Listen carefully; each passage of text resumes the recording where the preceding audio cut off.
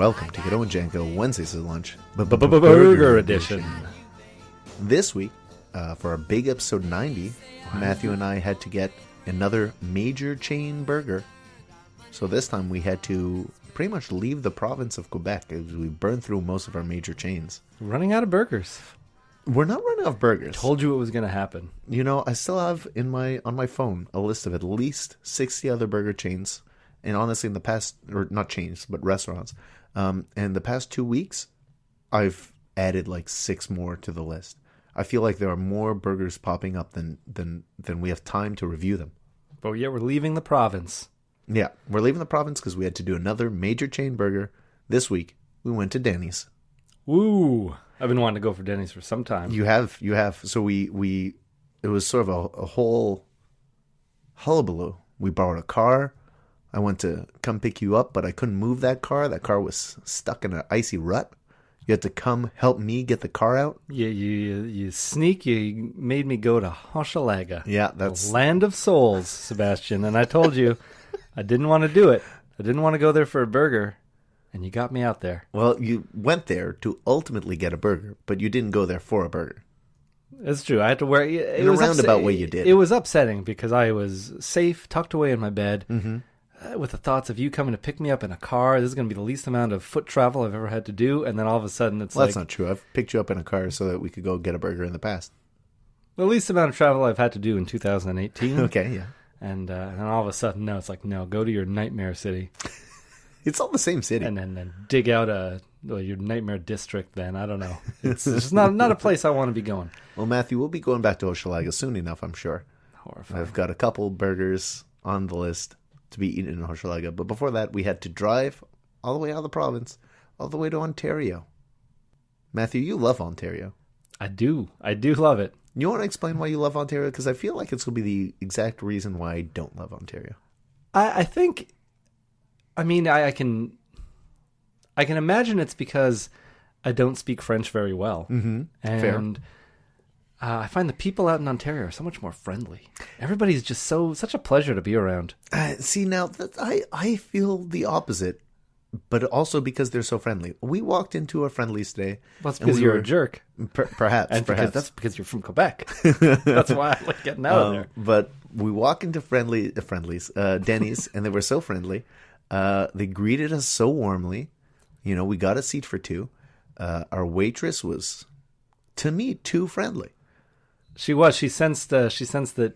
Actually, you were way more friendly to her than even I was. You spoke to her much more than I did. Sure, I'm jovial, but I'm not going to start with all this bull hockey. Okay.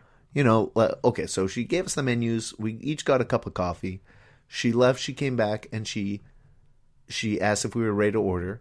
I said, yeah, I think we're ready to go. And so she spouts into this very boisterous, all right then, what's the plan, Stan? Or wouldn't that be great if that was your name? And I'm like, yeah, I kind of wish it was my name for this particular moment, but, this is my order. Yeah, I mean, I can't imagine it was just a spur-of-the-moment thing. She's got to use this all the time, right? Yeah. One day she's going to get a stand. Well, sure, but it makes it far less genuine.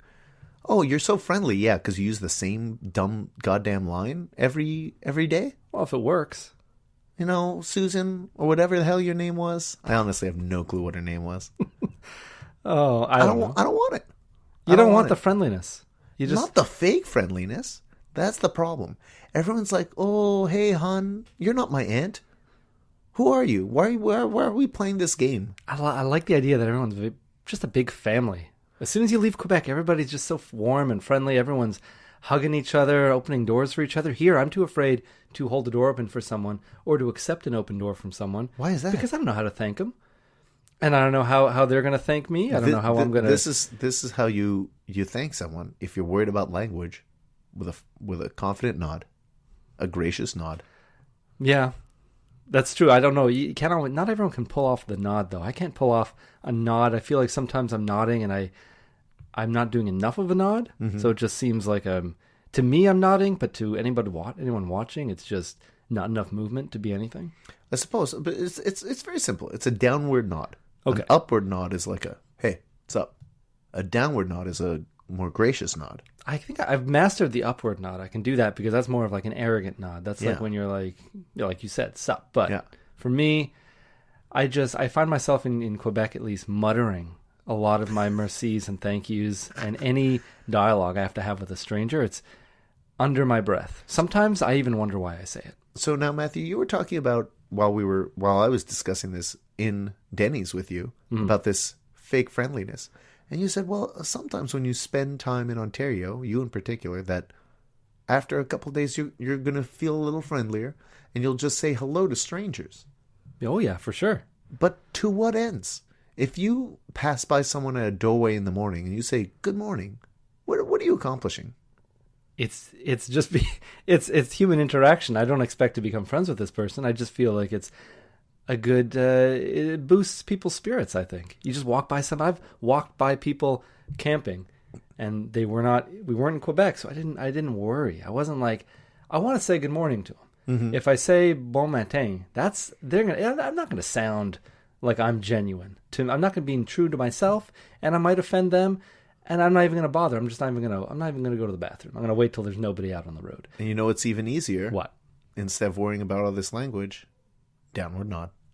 It's a greeting. It's a thank you. It's a very multifunctional motion. I would downward nod for sure, but keep my head down and just carry out my day with my head down, like I do most of the time here. Mm-hmm. But when I'm out in Ontario for a few days, and then the worrisome nature I have rubs off, not onto anybody, just evaporates. Oh, okay. Washes away. I become much more friendly, and I start saying like good morning to people as I'm just going about my day, holding the door open for somebody, asking. I don't really talk to them much more than that, but I'm just saying it's like a very small talk. Now approach. here's a follow-up question, Matthew. When you're camping, You're in small town. Yeah. It's a little friendlier in a small town. Here, this is life in the big city. You don't need to be holding doors for nobody. You got to look out for number one in the big city. Everyone for themselves. That's right. Yeah, for sure. That's how I feel around here. We are in agreement. You don't need to be so friendly because I may never see this person again. But that's not the point of why people are friendly to each other. You can be friendly without hoping that a relationship will blossom. I had a great conversation with someone once. It was like an hour long, and it was just it was about snowshoes. Mm-hmm. We took the bus together, the metro. Her name was Vivian. Mm-hmm. It stuck with me because I've never met anyone named Vivian before, and the only name I've ever known that to be, I think it was Will Smith's aunt in Fresh Prince. And I thought that's a strange name for a white lady. Exactly. And like it didn't go anywhere. I never spoke to this person again. Wouldn't even know how. But now that this friendly starting of conversations, it can go awry. Yeah. What if you start talking to someone and they are a lunatic and they're you start a friendly conversation, then a minute later, oh no, this person is on a racist tirade and they think I'm friendly with them and I'm on the same page. But are you any worse off? I mean, if anything, you just learned a valuable lesson. Don't talk to strangers. Well, okay, that's the wrong lesson. I'm thinking the lesson is just you're still not racist. Because if this racist person is upsetting you, then you're probably fine. Because it's normal to be upset by a racist. Okay, I suppose. But you don't know they're going to be... Just because you're... So is that why you don't speak to anybody? Is because you're afraid they're going to start talking about other races in a negative way? It's surprising. It may not be surprising, but it happens pretty often. I don't know if people just see my face and they go, that guy's probably just as racist as I am. We can have a conversation. We could be racist friends. Yeah. But I mean, I don't know what the criteria is. I mean, you're white. Yeah, I suppose. I think that's pretty much the long and short of it, though. You do wear a Confederate flag as a cape at all times. As a cape most times, if that has anything to do with it. But I feel like I don't know. Dukes of Hazzard had it on their car, and they weren't racist, weren't they? They were a little racist, but it was never the point of the show. No, it wasn't like tonight on ABC, a couple of racists driving around in a car. It was just a different time. Yeah. And you're taking the wrong thing away from it at that point. Perhaps. They're jumping over cliffs. And I don't know. I don't know what else they did. They just wore plaid shirts really well. Yeah. That's all I took away from the movie. Mess with Boss Hogg. Yeah. So what were we talking about? So they're awfully friendly in Ontario. Yes. We looked at the Denny's menu, Matthew. Mm-hmm. We were there for burgers, but you couldn't help yourself. You wanted some breakfast. You wanted some pancakes. I wanted a lot more than what I got. What were some of the things that you wanted before we actually settled on the burgers we got? Well, I knew I wanted a milkshake. I thought for sure, no way I'm going to Denny's and not getting myself one of their vast milkshakes, one of their vast array of milkshakes. I gotta get 6 something. or 7. There weren't that It's many. true. One of them was like a cookie dough, Yeah, that sounded pretty cool. and we didn't get it. We didn't even get to try it. Well, you could have. Could have, but we had plans for the day, and Yeah. it wouldn't have fit in with our schedule. Mm-hmm. There's a lot of breakfast foods, and I don't generally like breakfast. It's Denny's.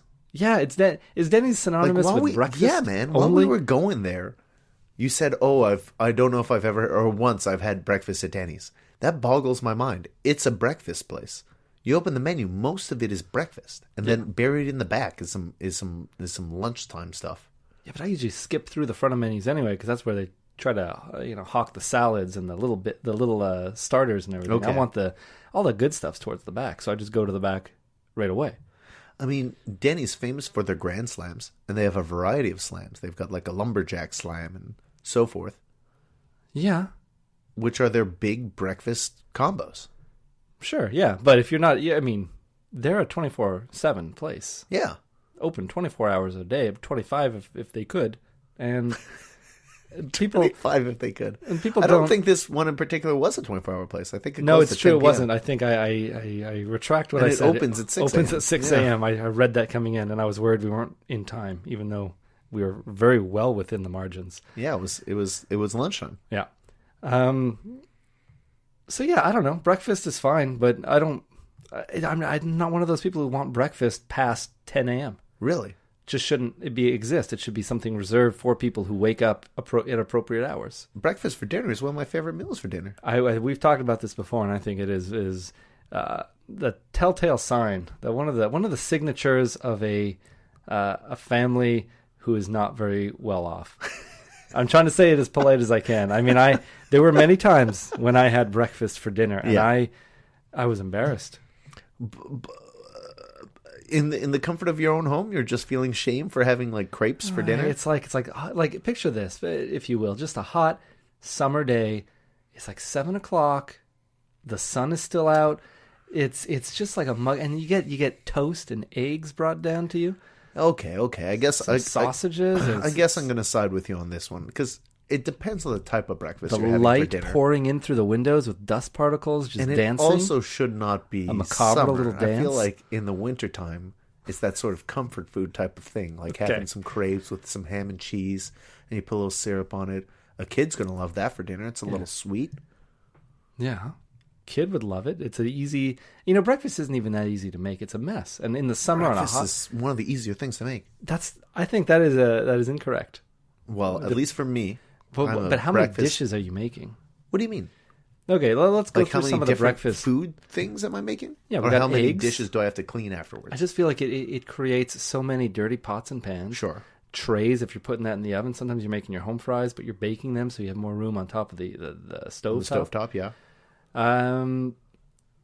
It adds up. You're taking the bacon out, and there's so much oil splashing around. So you get oil on the sides of your oven, on the sides of the countertops. Sure. You got to wipe that away. In the end, you want to eat that breakfast while it's all hot and fresh, and then you have all the dishes to wash. And what do you do with all the grease? You can't pour the grease down the sink.